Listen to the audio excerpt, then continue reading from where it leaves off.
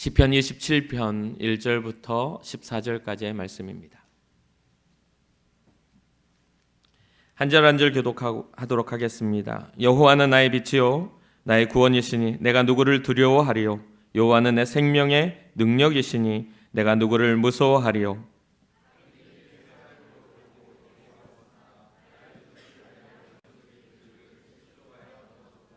군대가 나를 대적하여 진칠지라도 내 마음이 두렵지 아니하며 전쟁이 일어나 나를 치려 할지라도 나는 여전히 태어나리로다.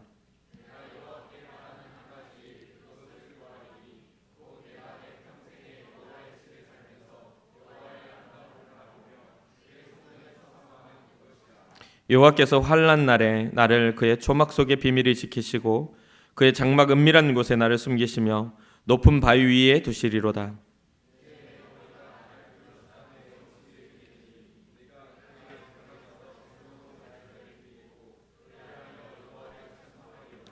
여호와여, 내가 소리내어 부르짖을 때에 들으시고 또한 나를 긍휼히 여기사 응답하소서.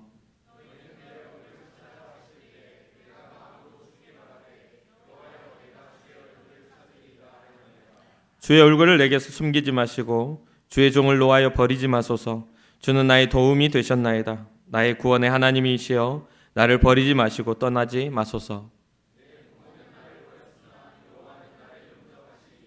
여호와여, 주의 도를 내게 가르치시고 내 원수를 생각하셔서 평탄한 길로 나를 인도하소서.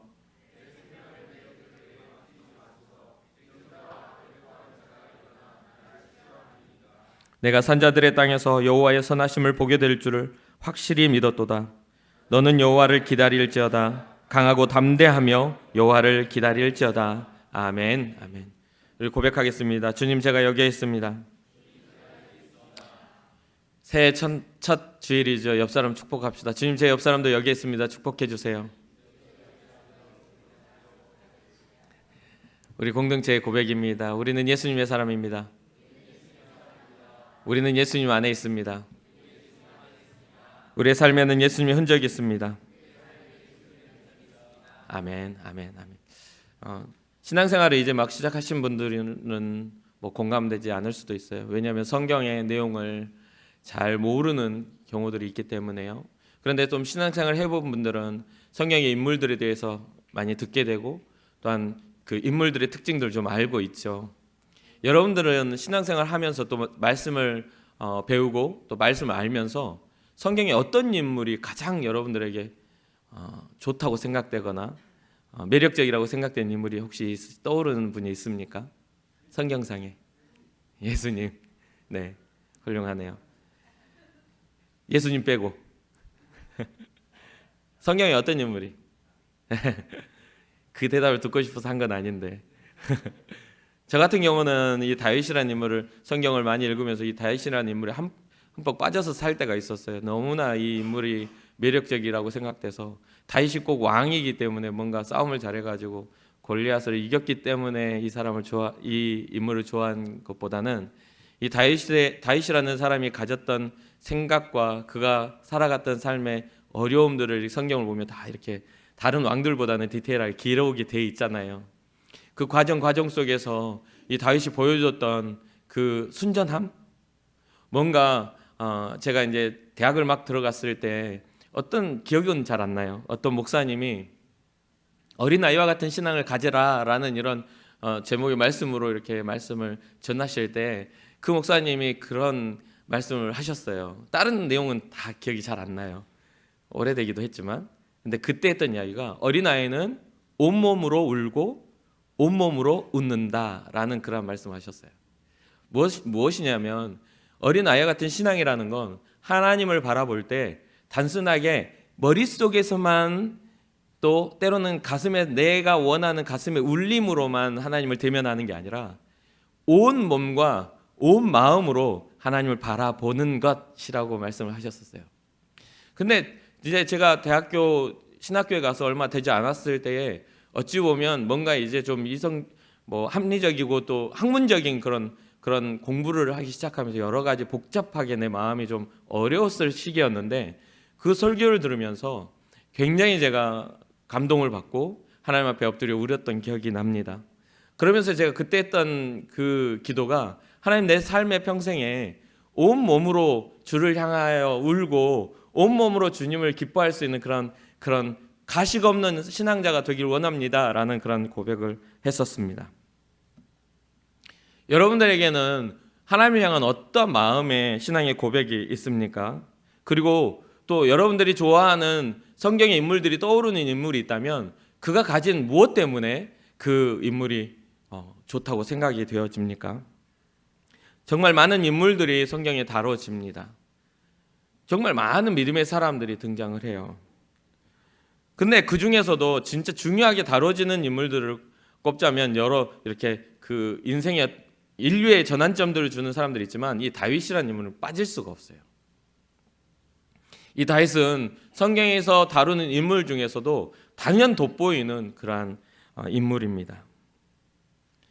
이스라엘의 통치가 신본주의 통치, 하나님으로부터 이렇게 통치를 받는 그 통치에서 인본주의, 왕을 세우고 인본주의 통치로 바뀌는 과정에 제1대 왕으로 사울 왕이 이렇게 세워지죠. 그 사울 왕을 세우는 제사장의 이름이 사무엘이라는 제사장이 있죠. 그런데 사울 왕이 1대 왕으로 세워지는데 이 사울 왕이 하나님과의 관계가 깨지고 말아요. 그래서 사울 왕이 통치 기간 안에 제2대 왕이 기름 부음을 받게 되는데 바로 이 다윗이라는 인물이 기름 부음을 받게 됩니다. 2대 왕으로 세워진 이 다윗이 보여준 그 삶은요, 오늘날을 살아가는 신앙자들인 우리에게도 엄청난 많은 도전을 주고 있습니다. 특히나 이스라엘 민족 가운데 이 다윗 왕은 가장 위대한 왕으로 기억이 되고 지금도 다윗의 세대를 꿈꾸는 사람들이 이스라엘 가운데 있다고 이야기를 듣습니다.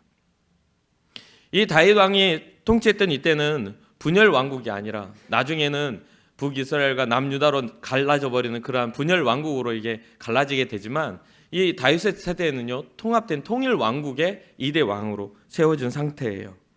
그러면서 주변 국가, 이 다윗은 굉장히 전쟁에 능한 왕이었어요. 그래서 어떠한 전쟁을 치러도 정말 승리로 이끌어갔던 그런 왕이기도 해요. 그러다 보니 이스라엘 민족 역사 가운데 가장 강대한 나라, 가장 강한 힘을 가졌던 나라 왕으로서 이 다윗 왕은 기록이 됩니다.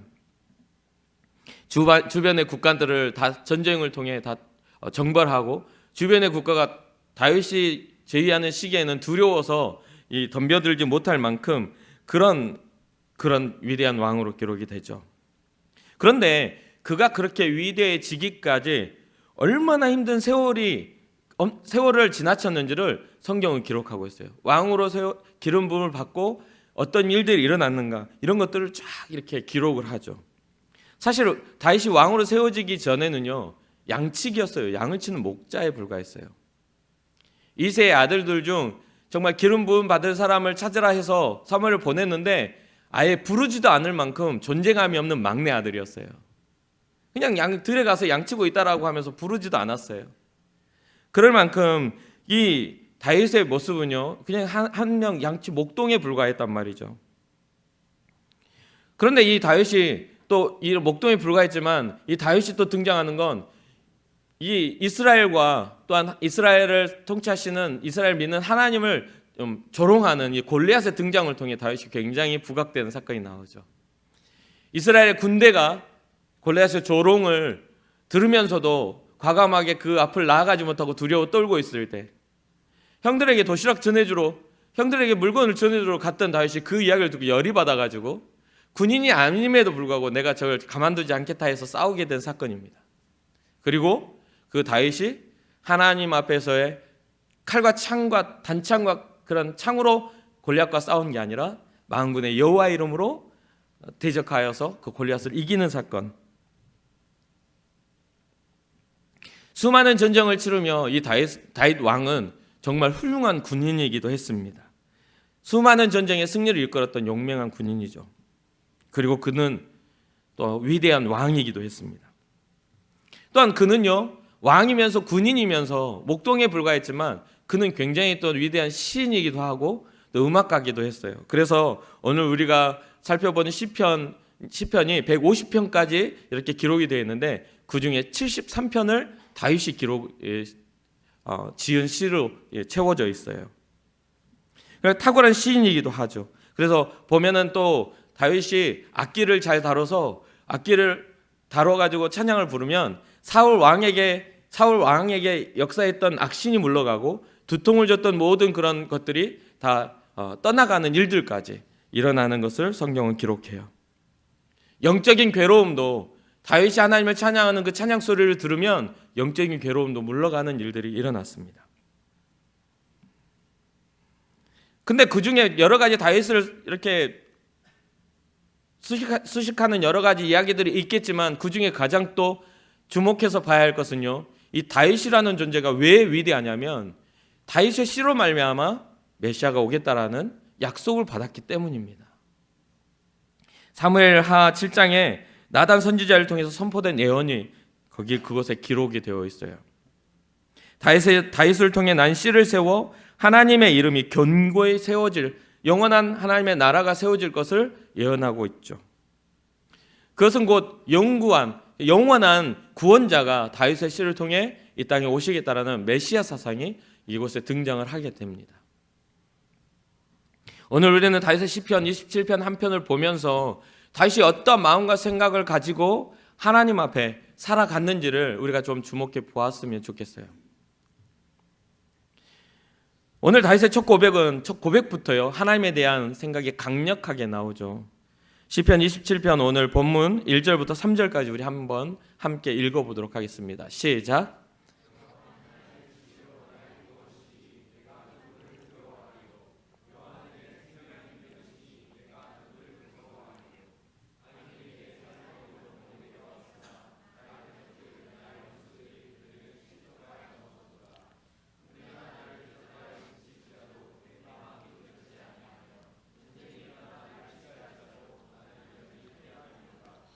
아까 말했듯이 다윗의 삶은 평탄치 않았어요. 그리고 다윗이 전쟁을 치렀던 게 다 이길 것을, 다 유리한 상황에서 전쟁을 치른 게 아니라 이스라엘 민족 자체가 그렇게 강대한, 그때 당시에는 고대의 전쟁이기 때문에 이 사람이 많으면 이기는 전쟁이에요. 오늘처럼 뭐 멀리서 막 총 팡팡팡팡 쏘고 막 미사일 쏴가지고 막 대량 학살하고 이런 때가 아니라 창을 들고 또 방패를 들고 칼을 들고 또 이런 활을 들고 소리 지르며 달려가가지고 더 힘센 사람이 이기는 그런 전쟁이라고 막 해가지고 하는 거예요. 그러니까 골리앗같이 거대한 그런 거의 3m가 되는 그런 존재가 나와서 앞에다가 방패병들을 세워놓고 진짜 긴 창을 가지고 한번 붙자라고 하면 뭐가 문제냐면요, 가까이 가기가 힘들다는 거예요. 아니 여러분, 저같이 180도 안 되는 그런 사람하고 3m가 넘는 사람하고 팔 길이가 얼마나 차이 날 것이며 그들이 들고 있는 그 무기까지 합치면 얼마나 멀리서 찌를 수 있겠냐 이 말이에요. 그러니까 와 소리 지르고 달려와서 싸워야 될 그런 상황에서 절대로 유리한 상황이 아닌데 이 다윗의 전쟁은요 다 엄청난 승리의 일들이 일어났다는 거죠. 그런데 그 이유를 봤더니 다윗이 고백하는 건 뭐냐면 그의 승리의 이유는 하나님이더라는 거예요. 우리가 열악한 환경 속에서도 이 전쟁을 이길 수 있었던 건 주님이 나와 함께 하셨기 때문입니다라는 그런 다윗의 고백이 있었다는 거예요. 그래서 오늘 본문의 말처럼 여호와는, 하나님은 나의 빛입니다. 하나님은 나의 구원이십니다. 내가 누구를 두려워하겠습니까? 내가 누구를 무서워하겠습니까? 주님이 나의 생명의 빛이신데, 능력이신데, 주님이 나와 함께 하시면 나를 해할 자가 없는데 내가 누구를 두려워하고 무서워하겠냐라는 그런 고백을 하는 겁니다. 고백이 일어나는 거예요. 그런데 아까 말했다시피 다 이길 수 있는 유리한 상황에서의 전쟁이었겠냐 이 말이에요. 절대 그럴 수가 없어요. 그러니까 이 다윗이 하는 말이 뭐예요? 2절에 뭐예요? 악인들이 내 살을 먹으려고 내게로 왔습니다. 나의 대적들, 나의 원수들이 나에게 왔지만 그들은 실족하여 넘어졌습니다. 왜? 그 앞에 고백과 같이 주님이 나와 함께 하시고 내 생명의 능력이시기 때문에 그들은 내 근처에도 얼씬하지 못했어요. 그런데 보니까, 그러니까 또 위기가 없어 보여요. 네가 하나님과 함께 계셔서 그냥 평안하니까 그렇게 오다가 넘어져서 실족했다는 건 넘어져가지고 이제 졌다라는 건데 그 승승장구하니까 이렇게 생각할 할 수 있는데 3절에 무슨 말을 하죠? 군대가 진을 치고, 군대가 나를 대적하여 진을 치는 거예요. 수많은 군대가 앞에 막 진을 치는 거죠. 다윗 앞에서. 그리고 또요, 전쟁이 일어나 나를 치려 한다 할지라도, 나를 삥 둘러싸가지고 나를 죽이려고 한다 할지라도 내 마음은 두렵지 않습니다. 그 이유가 위기가 중첩되고 여러 가지 일들이 중첩돼도 두려워하지 않는 건 하나님이 나의 빛이시고 나의 구원이시기 때문입니다. 사실 사울 왕이 제위하는 시기 속에 다윗 왕이 다윗이 기름 부음을 받았기 때문에 이 다윗은요 굉장한 고난을 겪게 돼요. 그리고 이 골리앗과 싸움에서 이기는 바람에 여인들이 노래를 만들어 부르는데, 이게 뭐라고 하냐면 사울이 죽인 자는 천천히요 다윗은 만만이라 하면서 왕이 있는데 왕보다 더 인기가 많아진 거죠. 사무엘상 18절 7절과 8절에 이게 기록이 돼요. 여인들이 뛰놀며 노래하여 이르되 사울이 죽인 자는 천천히요 다윗은 만만이로다 한지라. 그러니까 사울이 왕이 이 말을 듣고 그 말에 불쾌하여 심히 노하여 이르되 다윗에게는 만만을 돌리고 내게는 천천만 돌리니 그가 더 얻을 것이 나라 말고 무엇이냐 하고 라고 하면서 이 자기가 왕으로 제위하는 기간 동안에 다윗이 그렇게 인기가 높아지고 또 여러 가지 어떤 그런 이야기와 소문들이 들려오니까 이 질투심에 불타오르게 돼요. 그러니까 이 질투심의 그 결과가 어떻게 나타나냐면 이 사울 왕이 다윗을 계속해서 죽이려고 이제 노력을 합니다. 근데 그것을 보면 굉장히 진짜 드라마를 보듯이 극적인 일들이 많아요. 죽이려고 했다가 실패하면 다윗이 그러는 거예요. 아버지 사울이요, 얼마나 이 다윗이 사울 왕을 존중했는지, 아버지 사울이요 어찌하여 나를 이렇게 죽이려고 합니까? 라고 하면서 당신이 내가 당신을 해할 수 있음에도 불구하고 저는 그렇지 않았습니다. 주의 기름 부음 받은 자를 내가 해하지 않겠습니다라는 그 다윗의 어떤 마음 때문에 끝까지 자기를 죽이려고 하는 사울 왕을 지켜주거든요. 그러면서 아버지 사울이요 할 정도로 사울에 대한 존중을 나타내요. 그러면 사울이 또 그래요. 아들아, 내 아들아 다윗아, 내가 미안하다 잘못한다 울부짖으며 그렇게 이야기해놓고 또 그 다음날 또 시간이 지나면 저거 죽여야 돼 라고 하고 눈빛이 달라지고 막 굉장한 어떤 그런 사리를 가지고 죽이려고 해요. 군대를 끌고 와가지고 이 다윗을 죽이려고 사울 왕이 막 힘을 쓴다는 거죠. 이런 상황 속에 이 다윗은 이런 고백의 찬양을 하고 있는 겁니다. 이런 상황들을 겪고 이런 굴곡진 일들을 많이 겪은 상황 속에서 정말 왕으로서 세워지겠다는 기름 부음 받은 다음에 이 다윗은요 왕으로서의 삶에서도 그렇지만 나중에 왕이 돼서도 자기 아들 압살롬에게 의해서 반역을 일으키잖아요, 아들이. 그러면서 그런 인생의 굴곡이 계속 져요. 그러니까 암흑 같은 삶을 살면서 정말 깜깜하고 암담한 삶을 살면서 다윗의 고백은 하나님이 나의 빛입니다라는 고백을 하는 거예요. 여러분 혹시 여러분 삶에서 아무것도 보이지 않고 소망이 없고 뭐 하는 것도 잘 안 되고 준비하는 공부도 잘 안 되고 어쩔 때는 막 들고 있는 이 볼펜을 막 부러뜨리고 싶을 만큼 막 안 될 때 있잖아요, 사람이. 저는 그런 적이 있거든요. 공부를 막 하는데 마음이 이게 안 잡혀가지고 제가 이제 학창 시절에 공부를 하는데 안 돼가지고 분명 이 시간 안에 이거를 끝내야 돼. 이 공부를 끝내야만 시험을 치를 수가 있어. 근데 이게 1시간, 2시간을 계속 똑같은 애를 보고 있는데도 외워지지가 않는 거야. 그래서 제가 들고 있는 샤프 연필을 다 부러뜨리고 볼펜을 다 부러뜨린 적이 있었어요. 이 책상 위에다가 막 찍어가지고 부러뜨렸어. 하도 열이 받으니까. 그래놓고 굉장히 후회했어요. 왜냐면 다시 다 사야 됐거든. 그 뒤로는 제가 그렇게 부러뜨리지 않았는데 그런 어떤 암담함이 있을 수 있잖아요. 작은 일에도요. 예를 들자면. 그런데 그것보다도 더 힘든 진짜 내가 나의 인생의 미래를 결정하고 직장을 결정하고 또 누군가를 선택해서 삶을 결정해서 결혼이나 어떤 미래를 결정해야 되는 그런 상황들이 됐을 때 뭔가 조급하고 막 우리가 어떻게 해야 되지? 라는 그런 암담함이 생길 수가 있어요. 그런 것처럼 다윗 왕에게도 그런 일들이 계속 있었어요. 그러면서 그런 과정에서 하나님은 나의 빛이라는 고백을 하는 거죠. 다시 한번 제가 이걸 강조하는 건 이게 중요하다는 이야기죠. 자, 그러면서 그런 고백을 할 때마다 성경을 보면 다윗 왕에게 하나님이 구원을 주셨고 그것을 이길 수 있는 힘과 능력을 주셨음을 보게 됩니다. 이에 다윗의 고백은요, 누구도 무섭지 않다. 악인들이 내 살을 먹으려고 해도 난 두렵지 않다. 오히려 그들은 실족하에 넘어졌다. 군대가 진을 쳐도 전쟁이 일어나도 내 마음은 평안할 수밖에 없다라는 고백을 합니다. 오늘 본문 4절 한번 읽어볼까요? 우리 시작.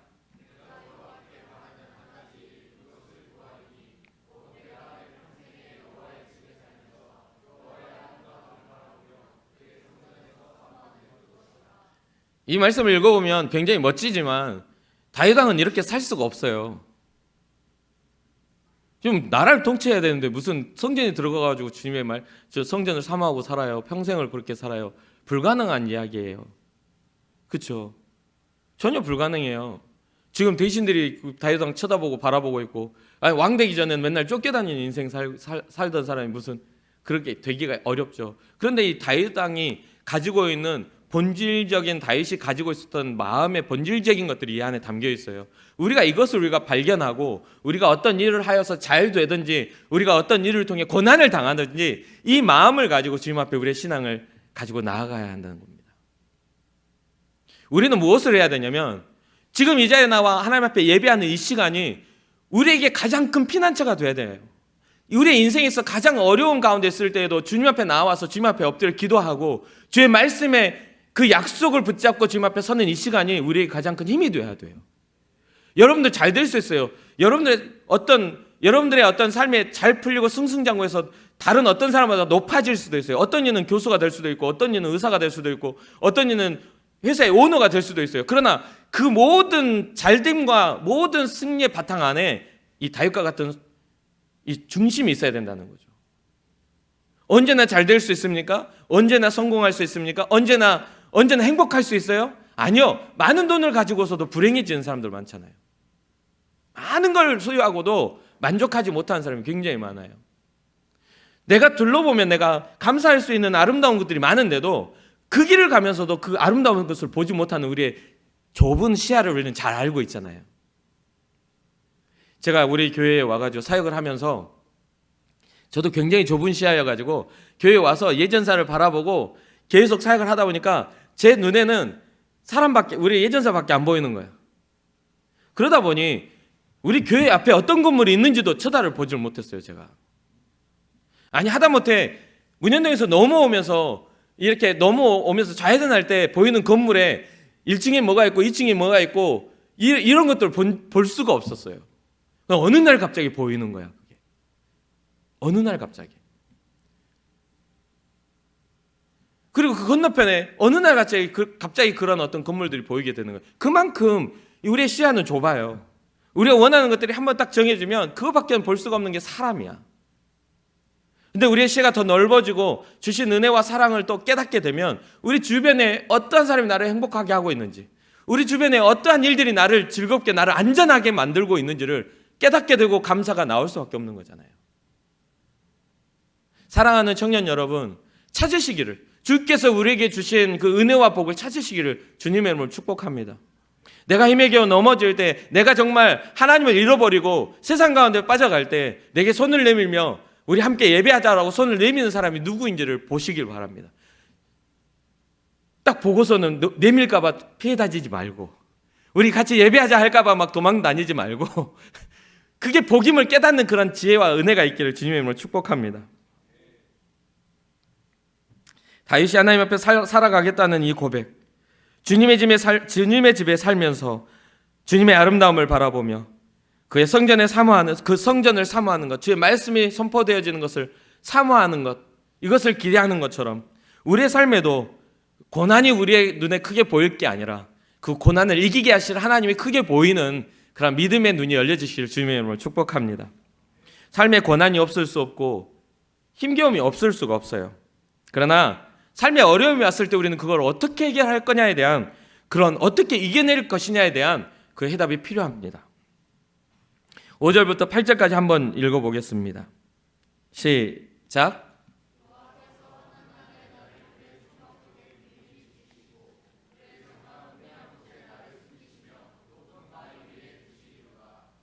이제 내 머리가 나를 둘러싼 내 원수 위에 들리리니 내가 그의 장막에서 즐거운 제사를 드리겠고 노래하며 여호와를 찬송하리로다. 여호와여 내가 소리내어 부르짖을 때에 들으시고 또한 나를 긍휼히 여기사 응답하소서. 너희는 내 얼굴을 찾으라 하실 때에 내가 마음으로 주께 말하되 여호와여 내가 주의 얼굴을 찾으리이다 하였나이다. 아멘. 아멘. 다윗의 신앙이 하나님께 속해 있다 보니 어려움이 오고 고난이 오고 원수들이 자기를 둘러쳤을 때에 이 다윗이 어떠한 것을 선택하냐면요, 7절 말씀에 여호와여 내가 소리내어 부르짖을 때에 들으시고, 다윗의 선택은요 소리를 내어서 아픔에 대해서 하나님 앞에 부르짖었어요. 아프다고 사람에게 호소하고 하소연한 게 아니라 하나님께 부르짖었다라는 거예요. 다윗의 신앙은 하나님께 자기의 아픔을 내어놓았어요. 그리고 또 그러한 것들에 기대를 가졌는데 뭐냐면 나를 긍휼히 여기실 것들에, 나를 불쌍히 여겨주실 것에 대한 기대를 가졌어요. 그래서 또한 나를 긍휼히 여기사 뭐 해주세요? 응답하소서, 응답해 주세요 라는 기대를 가졌어요. 우리의 신앙과 우리의 믿음은요 기도할 때 기대감을 가져야 돼요. 응답하실 주님에 대한 기대감이 없으면 그 응답이 우리에게 임해도 그것을 알아보지를 못해요. 우리는 날마다 기도할 때마다 주님을 기대하는 여러분과 제가 되었으면 좋겠습니다. 그럼 두 번째는 뭐냐면요, 부르짖어 기도하는 것도 있지만 8절에 보면 너희는 내 얼굴을 찾으라 하실 때에 뭐냐면 마음으로 주께 말했다고 말을 해요. 여러분, 우리가 언제나 막 부르짖으라니까 막 주여 막 외치고 막 이럴 것 같지만 사실 우리가 외치는 시간보다 우리의 마음의 부르짖음이 훨씬 많아요. 우리의 삶을 살아가면서 어떤 상황에 접했을 때 우리는 소리내지 못하고 흐느껴 울 때가 더 많아요. 그럴 때에도 우리 주님은 우리의 마음의 소원을 어떻게 하신다? 들어주시는 분이라는 거죠. 사랑하는 청년 여러분, 우리의 위기가 왔을 때 우리가 정말 기도할 자리를 찾는 게 아니라 그 위기의 자리가 우리의 기도의 자리가 되기를 주님의 이름으로 축복합니다. 여러분들 마음의 소리를 들으시는 주님이심을 잊지 말고 주님 앞에 기도하는 여러분과 제가 되기를 소망합니다. 그렇기 때문에 기도의 자리는 정해져 있잖아요. 우리가 주님을 기억하고 우리의 삶의 문제가 주님 앞에 해결될 수 있다는 믿음이 있을 때 그 자리는 언제나 기도할 수 있는 자리가 되는 것이죠. 하나님께서 자신을 위하실 때 하나님이 나와 함께 하시면 승리할 수 있다는 믿음이 이 다윗에게는 있었어요. 확신했어요. 그래서 자신이 얼마나 하나님을 간절히 찾는지, 또 얼마나 자신이 하나님의 긍휼하심을 구하고 있는지를 다윗은 입을 열어 표현하고 있는 것을 보게 됩니다. 사랑하는 청년 여러분, 하나님을 신뢰했을 때 받을 약속을 우리는 믿어야 됩니다. 우리가 주께 소리내어 기도할 때 우리 주님이 들으신다는 믿음이 우리 가운데 있어야 돼요. 아니, 우리의 마음속에 소원을 아뢰고 우리의 마음속에 한탄함을 주님 앞에 속하여 주여 나를 구원해 주세요라는 그런 주님 나와 함께 해주세요라는 그 기도가 내 마음속에서 울린다 할지라도 우리 주님은 들으시는 분임을 기억하실 주님을 축복합니다. 9절과 10절을 한번 읽어보겠습니다. 시작.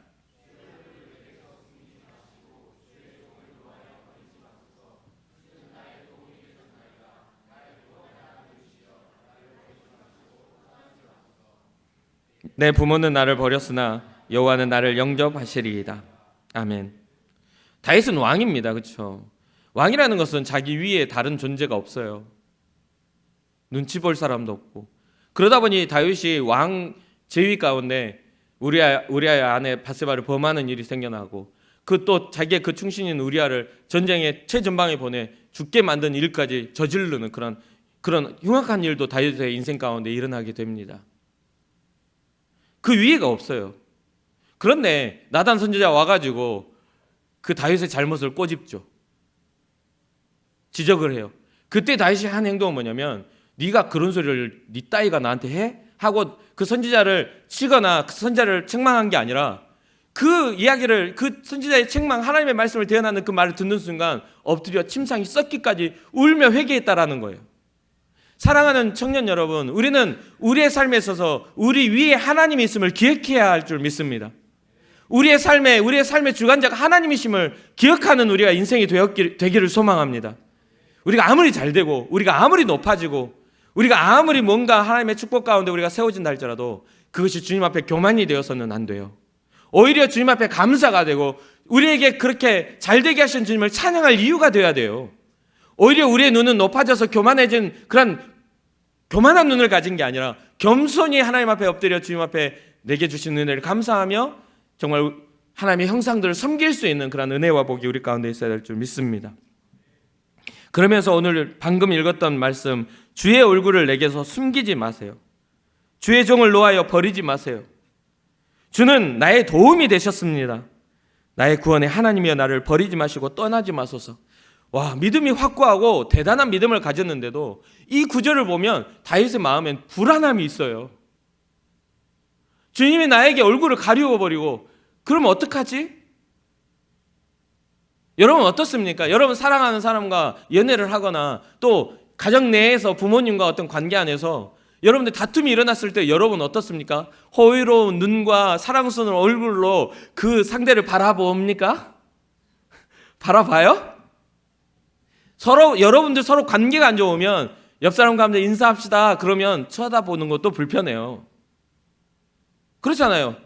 서로 연인이라 해도 성전에 나와서 옆 사람을 축복합시다 하면요, 그 연인 안 쳐다보고 다른 사람 보면서 예수님의 이름으로 사랑하고 축복합니다. 이쪽은 안 봐.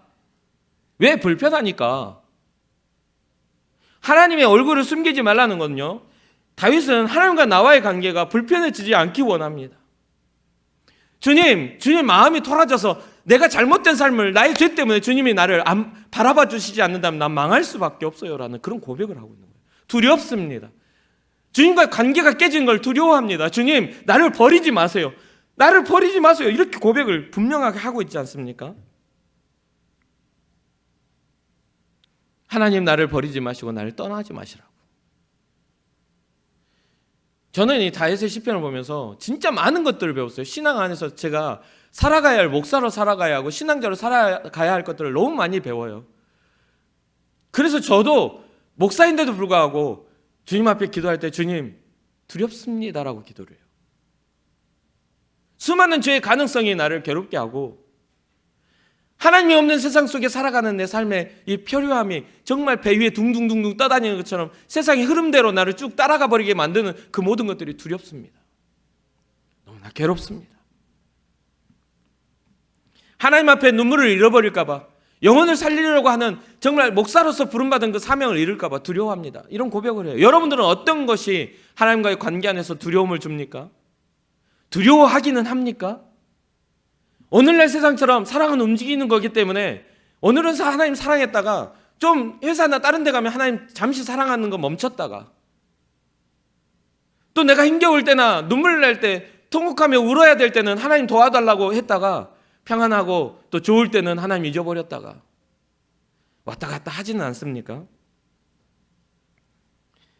그러면서 다윗의 삶 그 이상의 왕으로서 또 여러 가지 상황 속에 그 이상의 것을 보여주진 않아서 우리가 잘 알지는 못하지만 10절 말씀에 무슨 이야기를 해요? 내 부모는 나를 버렸으나, 다윗이 하는 말이 내 부모는 나를 버렸으나 나는 여호와는 나를 영접하실 겁니다. 나를 환대히 받아줄 거라는 내가 그 믿음이 있습니다. 사랑하는 청년 여러분, 여러분들의 신앙이 주님 앞에 이렇게 되기를 주님의 이름으로 축복합니다. 세상이 여러분 버릴 수도 있어요. 아니 부모와 자식 간에도 요즘에는 무너짐이 일어나요. 사랑하는 사람과 어떤 그런 관계도 깨어짐이 일어나요. 제가 오늘 한 커플한테 그랬습니다. 이혼할 거면 지금 생각하고 결혼하지 말라고. 우리는요, 나쁜 결과를 바라보며 지금을 선택하지 않잖아요. 그런데 중요한 건 나쁜 결과가 생긴 이 습관을 가지고도 그걸 모르고 살아가는 경우가 많아요. 어떤 계획이 없어. 내 사랑에 어떠한 것이 있어야 되는지를 잘 생각하지 않아. 하루의 쾌락과 하루의 어떤 사랑의 만족, 나의 만족을 위해서, 내 설레임의 충족을 위해서 살아가는 경우가 너무 많아요. 그러다 보니 결혼도 그렇게 해가지고 실패하는 경우들이 생겨나죠. 물론 그거 이상의 여러 가지의 삶의 어려움 때문에 그런 것들을 어쩔 수 없이 결정하는 사람도 분명히 있어요. 그러나 우리가 어떻게 나의 사랑을 이루어갈까, 어떻게 나의 삶을 살아갈까라는 그 계획이 없기 때문에 즉흥적인 하루하루의 삶 속에서 수많은 다툼 속에서 견디지 못하고 끝나는 일들이 많잖아요. 지켜내기 위해 노력하지 않는다는 거예요. 사랑하는 청년 여러분, 우리의 신앙도 마찬가지예요. 하나님과 우리의 신앙은요, 하나님과 내가 사랑하는 거예요. 하나님 우리를 절대적으로 사랑하셔서 아들 독생자 아들 예수도 보내주셨는데 나는 내 것 조금도 조건을 내걸어요. 유튜브 검색해서 엄청난 그런 비율을 기록하는 게 어떤 것들이 가슴 아파서 기록하는 줄 알아요? 11조를 내지 않아도 되는 이유 뭐 이런 것들은요 막 56만 뷰 막 이렇게 나요. 그런데요 회개를 이루라 하나님의 구원이시다 이런 것들은요 한 43, 21 사람들이 관심을 갖지 않아요. 주님 오실 길을 예비하라 뭐 이런 거면 그런 건 잘 보려고 하지 않아요. 왜냐하면 그 안에는 주님을 향해 희생이 들어가야 돼요. 그 안에는요 주님을 향해서 정말 몸부림치는 어떤 삶의 고민이 들어가야 돼요. 그러니까 그것은 보려고 하잖아. 보면은 부담되거든요. 그런데 11조를 내지 않아도 되는 그 이유 몇 가지 뭐 이런 걸 하면요 56만 명이 봐. 왜? 내가 희생하지 않아도 내가 손해보지 않아도 될 방법들에 대해서 제시를 하고 있기 때문에 저는 그렇게 말하고 싶어요. 하지 마세요. 그런 마음으로 하나님 앞에 드려지는 거 주님도 안 받으실 거라고 저는 확신합니다. 우리는요 하나님 앞에 드려지는 예물이라는 건 주님의 사랑에 대한 감사로 우리가 주님 앞에 나와 우리의 마음을 표현하는 어떻게 표현할 건데요? 어떻게? 여러분들 가지고 있는 걸로 주님의 사랑을 그 나를 살리신 사랑을 어떻게 표현할 거냐고요. 선교사로 나가실 거예요? 여기 있는 100여 명이 다? 표현할 방법이 뭐가 있어요? 우리의 인생 중에 가장 큰 건 물질밖에 없어요. 우리에게 인생의 가장 큰 건 시간밖에 없어요. 우리의 인생의 가장 큰 건 뭐냐면 우리의 중심에 구별된 열정밖에는 가치 있는 게 없어요. 그 나머지 것들은 주님은 다 자기 건데요. 물질도 다 주님의 건데요. 은과 금이 다 주님의 건데요. 이 모든 세상 만물이 다 주님의 것인데요. 저 하늘에 떠 있는 태양도 주님의 것인데요. 그것이 없으면 우리는 살 수조차도 없는데요. 많은 걸 부여받고 받고 있으면서도 내가 가진 거 다 내 것이라 생각하니 조금 그 중에 조금을 떼서 주님 앞에 드리는 것도 아까워가지고 손 발발발발 떨면서 주는 거죠. 손 발발발 떨면서 주는 거죠. 나중에 여러분들이 결혼해가지고 자녀를 낳았어요. 여러분 좀 고민하며 생각해 보십시오. 자녀를 낳았는데 뭐 여러분들의 생일이 됐다고 칩시다. 아빠의 생일이 됐어요. 근데 자녀들이 성장해서 직업을 갖기까지 부모의 용돈 받아서 살거나 또 알바를 해서 살기도 하겠죠. 그러나 그 모든 집과 모든 누리는 것들이 다 부모의 터전 안에 누려지는 거잖아요. 10만 원을 용돈 받아가지고 10,000원짜리 선물 사가지고 생색을 내는 거지. 내가 얼마나 아껴가지고 주는 줄 알아? 뭔가 이상하지 않습니까? 여러분들이 나중에 더 여러분들이 나중에 더 잘 돼가지고 더 많은 것들을 벌어서 뭐 1,000만 원짜리 차를 1억짜리 차를 생신 선물로 드린다고 딱 주면 기뻐할 수도 있겠죠. 그런 걸 더 좋아하는 분들도 있겠죠. 그러나 그보다 더 중요한 건 구별됨이에요. 구별됨. 부모를 얼마나 사랑하느냐에 대한 마음. 우리가 주님 앞에 구별됨이 없으면 아무런 의미가 없어져요. 사랑하는 청년 여러분, 다윗의 고백 같은 고백이 우리 가운데 있어야 돼요. 주님 나를 버리지 않으실 거죠. 주님 나를 떠나지 않으실 거죠. 내 부모가 나를 떠나도 주님은 나를 영접하실 분으로 내가 확신합니다. 이건 뭐냐면 그렇게 해달라는 고백이에요. 고백. 자, 11절부터 14절까지 마지막 함께 읽어보겠습니다. 시작.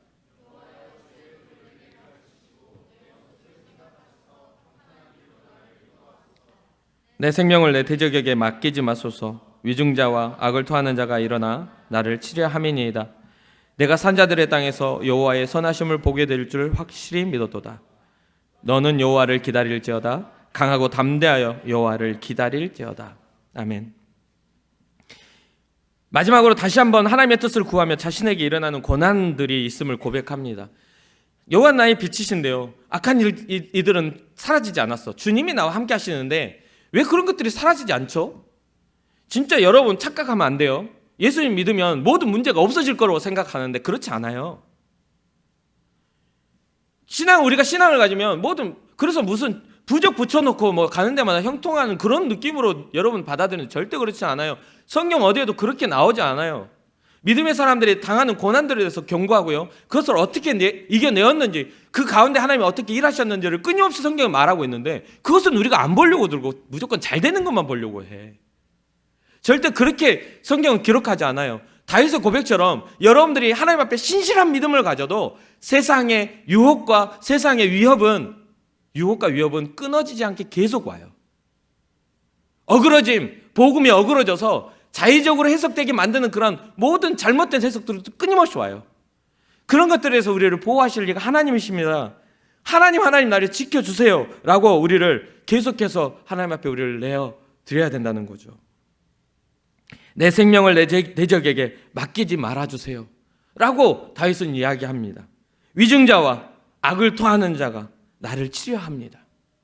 하나님이 없는 백성들이 나를 조롱합니다. 너의 하나님이 어디 있냐라고 나에게 지금 말해요. 시편에 보면 나옵니다. 너희 하나님이 어디 있냐고. 네 하나님이 어디 있냐. 하나님 계시면 그렇게 살겠냐고. 손가락질하는 사람들의 손가락질이 괴롭습니다라고 다른 시편에서는 이야기를 한다는 거죠.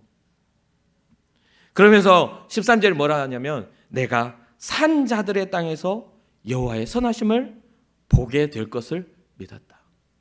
여러 가지 위협이 있고 죽을 수밖에 없는 그런 상황 속에서도 하나님이 나를 살리실 것을 믿고 그 앞에 나아갈 것을 믿음이 있다라고 말합니다. 사랑하는 청년, 우리에게 수많은 어려움이 있습니다. 이에 대한 해답을 얻기 위해서 많은 노력을 아끼지 않는다는 것 잘 알고 있어요. 여러분들에게 주어진 삶의 당면한 문제, 닥쳐있는 문제들에서 이겨내려고 진짜 몸부림치는 걸 잘 알고 있어요. 정말 몸부림치고 있다는 걸 잘 알고 있어요. 여러분들이 얼마나 노력하고 사는지 그 누구보다도 여러분 자신이 알 거예요. 그리고 여러분 스스로가 노력하지 않고 게을러가지고 이 일들이 일어났구나, 여러분 스스로 양심의 가치를 느끼는 것도 여러분 잘 알고 있을 거예요. 그렇죠? 누가 그거를 인정해주고 인정해주지 않고의 문제가 아니라 진짜 오늘날 청년들이 얼마나 몸부림치며 하나님 앞에서 또 삶을 살아가려고 하는지 잘 알고 있어요. 그러나 잘 해결되지 않죠. 문제가 잘 해결되지 않아요. 몸부림치는 것으로는 문제는 그대로 남아있는 것을 보게 됩니다. 그러다 보니 지쳐요. 계속 지쳐. 변하지 않는 현실, 몸부림쳐도 안 되는 것들에 지쳐버리고 말아요. 삶에 대한 온전한 평안이 기대는 하지만 이루어지지 않습니다. 그렇기 때문에 우리는 이 시편의 다윗의 고백을 묵상해야 돼요. 똑같거든요. 다윗도 굉장히 힘들고 굉장히 어렵고 굉장히 두려운 그런 상황 속에 있어요. 그런데 그 안에서 주님을 발견하고 그 묵상 가운데 주님을 의지하고 내 삶에 주님이 일하심을 경험하니까 한 번이 두 번이 되고 두 번이 10번이 되고 10번이 100번이 되더라도 주님을 의지하는 거야. 하나님은 살아계신 하나님, 나의 구원이시고 나의 빛이십니다라는 고백이 일어나는 그런 고백이 나오는 겁니다. 오늘 다윗이 했던 그 구하는 한 가지 일, 하나님의 집에 살면서 안전히 살기를 원하고 바랍니다. 주님의 아름다움을 바라보고 주님을 사모하기를 원합니다 라는 그런 마음의 신앙의 바탕을 가지고 우리가 어디를 향하고 무엇을 바라고 무엇을 위하여 살아가고 있는지 다 다양한 이유 가운데 살아간다 할지라도 그 가운데 나아가는 방향 속에 전전긍긍하게 만드는 삶의 어려움이 있다 할지라도 주님을 바라보고 주님과 함께 살아가는 여러분과 제가 되기를 주님으로 축복합니다. 우리는 다윗의 소망처럼 산자들의 땅에 서야 돼요. 멸망하고 두려워하는 자들의 땅에 서는 게 아니라 하나님의 약속을 믿고 하나님이 우리를 위하시는 그런 믿음의 사람의 자리에 서야 될 줄 믿습니다. 우리를 구원하시는 하나님 앞에 우리가 믿음으로 나아갑시다. 다윗이 가진 한 가지의 그 소원처럼 우리도 주님의 전을 사모하는 믿음의 청년들 되기를 주님의 이름으로 축복합니다. 마지막으로 이 소망을 우리가 갖게 되면 더 이상 인생의 문제는 커 보이지 않고 작아 보이게 돼요. 더 크신 하나님이 내 뒤에 서 계시기 때문에. 전에 한번 말씀드렸죠. 제 동생이 아버지 손을 잡으면 천하무적이었어. 아버지가 없으면 제 말을 진짜 잘 듣는데 집에 아버지랑 어머니가 오면 아버지 손을 잡으면 아주 천하무적이어가지고 제 속을 엄청 긁었어요. 어쩌려고 왜라고 어쩌려고. 그러면 동생을 뭐 하고 싶은데도 아버지가 무서워가지고 그냥 쳐다보이는 거예요. 아 진짜 넌 아빠 없을 때 봐. 이렇게 하는 거죠. 그런데 또 아버지가 금방 나가시면 좋은데 그날은 또 가만히 계셔서 그 다음날 잊어버리고 또 당해. 그게 인생이더라고. 우리가 하나님 앞에 우리가 서 있으면 우리 뒤에 하나님 서 계시는데 누가 우리를 두렵게 하겠냐 말이에요. 그 손을 놓았기 때문에 두려운 거죠. 그래서 여러분의 삶에 있어서 어떤 결정을 하든 전혀 두려움 없이 주님 앞에 나아간 여러분과 제가 되길 소망합니다.